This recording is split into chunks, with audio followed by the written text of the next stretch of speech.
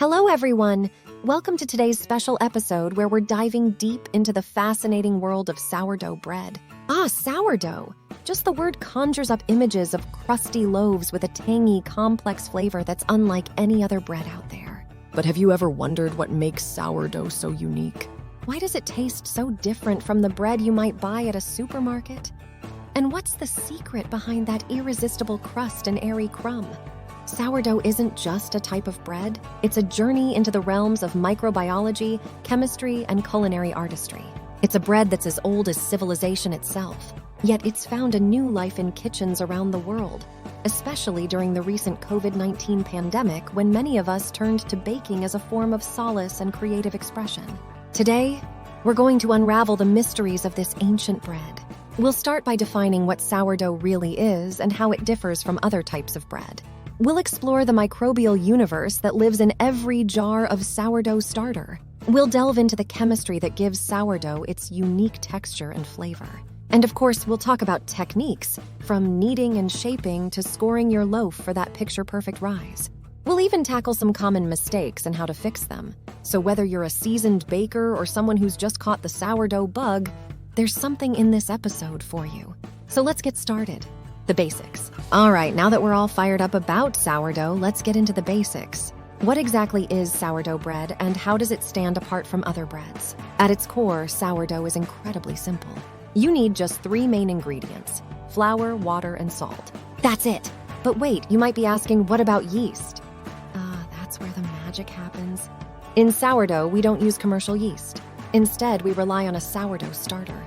This is a mixture of flour and water that captures wild yeast and bacteria from the environment. So the first major difference between sourdough and other breads is the yeast.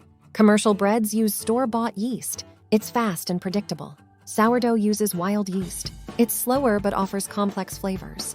This leads us to the second big difference: flavor. Because sourdough relies on wild yeast and bacteria, it has a tangy, rich, and complex taste. Commercial yeast doesn't give you that depth of flavor. Now let's talk about texture. Sourdough often has an open crumb with various sized air pockets. It's chewy and moist.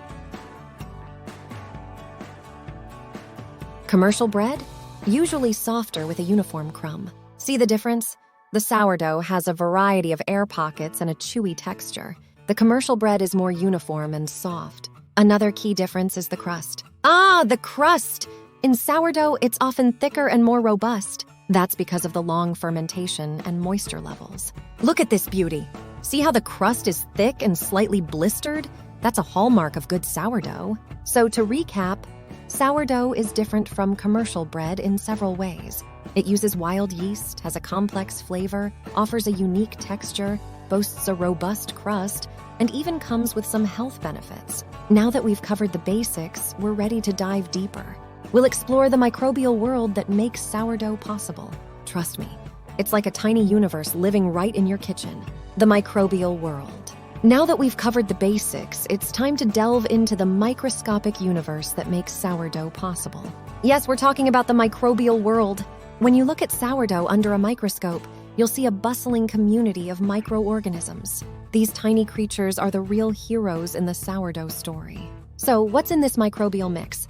2 main players: wild yeast and lactic acid bacteria. Wild yeast is a type of fungus, scientifically known as Saccharomyces cerevisiae. It's responsible for the rise in your bread. Then we have lactic acid bacteria, primarily from the Lactobacillus genus, which gives sourdough its characteristic tang. These two work in a symbiotic relationship, a true microbial friendship. The yeast ferments the sugars in the flour, producing carbon dioxide gas. This is what makes the dough rise. See how the dough expands? That's the yeast at work, creating those lovely air pockets. Now the bacteria play a different role. They ferment the dough too, but instead of producing gas, they produce organic acids. These acids give sourdough its tangy flavor. The 2 main acids are lactic acid and acetic acid. Lactic acid creates a mild tang, while acetic acid gives a sharper, vinegary kick. The balance between these acids defines your bread's flavor profile. But that's not all. These acids also create an acidic environment. This discourages the growth of harmful bacteria, making sourdough a form of fermented food. Just like yogurt or kimchi, sourdough is a fermented food, rich in probiotics and easier to digest. So how do you capture these wild microorganisms? It's easier than you think. All you need is flour and water. When you mix them and let them sit, you're creating a perfect environment for wild yeast and bacteria to move in. This is the birth of your sourdough starter, a living culture that you'll feed and nurture. It's like having a pet, but this one helps you bake amazing bread. In summary, the microbial world of sourdough is a complex and fascinating ecosystem. It's a partnership between wild yeast and lactic acid bacteria, working together to create something delicious and nutritious. The chemistry. We've explored the basics and met the microbial stars of the show. Now let's get into the nitty-gritty of the chemistry that transforms simple ingredients into a loaf of sourdough heaven. See this slice? It's a marvel of chemistry. From the crumb to the crust, chemical reactions are at play. Let's break it down. Gluten and hydration. First up, gluten. Gluten is a network of proteins found in wheat. When you mix flour and water, gluten forms. It gives the dough structure and elasticity. See how stretchy this is? That's gluten at work. It traps the carbon dioxide produced by yeast, allowing the dough to rise. Now, hydration. This term refers to the amount of water in your dough. It's usually expressed as a percentage of the flour's weight. More water means a wetter dough, which leads to an open crumb and a chewy texture. For example, a 65% hydration dough is fairly easy to handle and yields a tighter crumb. A 75% hydration dough is wetter and results in a more open crumb. Autolyse and bulk fermentation. Ever heard of autolyse? It's a fancy term for a simple process. You mix flour and water and let it sit before adding salt and starter. This rest period allows enzymes to break down starches and proteins, making it easier for gluten to form. It's like giving your dough a head start. It improves texture and makes it easier to work with. After autolyse comes bulk fermentation. This is where the yeast and bacteria do their thing. They ferment the dough, producing gases and acids. The dough rises and develops flavor. Look at that rise. That's chemistry in action. The Malard reaction. Now let's talk about the crust. Ever wondered why it's brown and flavorful? Thank the Malard reaction. When you bake bread, amino acids and reducing sugars react at high temperatures. This creates hundreds of new flavor compounds. It's what gives the crust its complex taste and color. Different temperatures and baking times can affect the Malard reaction. Want a darker crust? Bake at a higher temperature for a longer time. See the difference? Both are delicious, but the darker loaf has a more intense flavor thanks to a more extensive Malard reaction. So there you have it, the chemistry of sourdough in a nutshell. From gluten formation to the Malard reaction, it's a symphony of chemical processes that give us this beloved bread. Techniques and tools. Now let's roll up our sleeves and get into the techniques and tools that will take your sourdough from good to great. Kneading. This process develops gluten and evenly distributes the yeast and bacteria. There are various methods, but one popular technique is the stretch and fold. You stretch the dough and fold it over itself, rotating as you go. This method is great for wetter doughs and helps create a strong gluten network. Kneading is crucial, but overdoing it can make your bread tough. So find the balance. Once your dough is kneaded, it's time for shaping and proofing. A banneton or proofing basket helps maintain the shape of your dough as it rises. It also gives that beautiful spiral pattern you often see on artisan loaves. For baking, a Dutch oven is a game changer. Its heavy lid traps steam, creating a moist environment.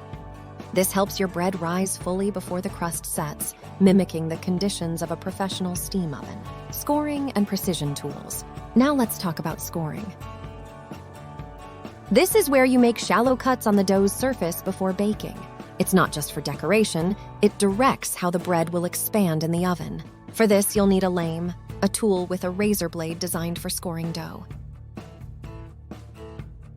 Precision matters in baking. A kitchen scale ensures you're using the exact amount of each ingredient. And a thermometer can help you keep track of dough temperature, which affects fermentation speed. Troubleshooting.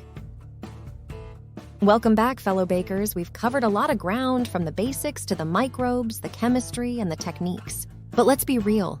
Sometimes things don't go as planned. That's why we're diving into troubleshooting to help you fix common sourdough issues. Issue 1, flat loaf. First up, the dreaded flat loaf. If your bread isn't rising as much as you'd like, there could be several culprits. Your starter might be weak, or you might be underproofing your dough. The fix? Make sure your starter is active and bubbly before you use it. And for proofing, try the poke test.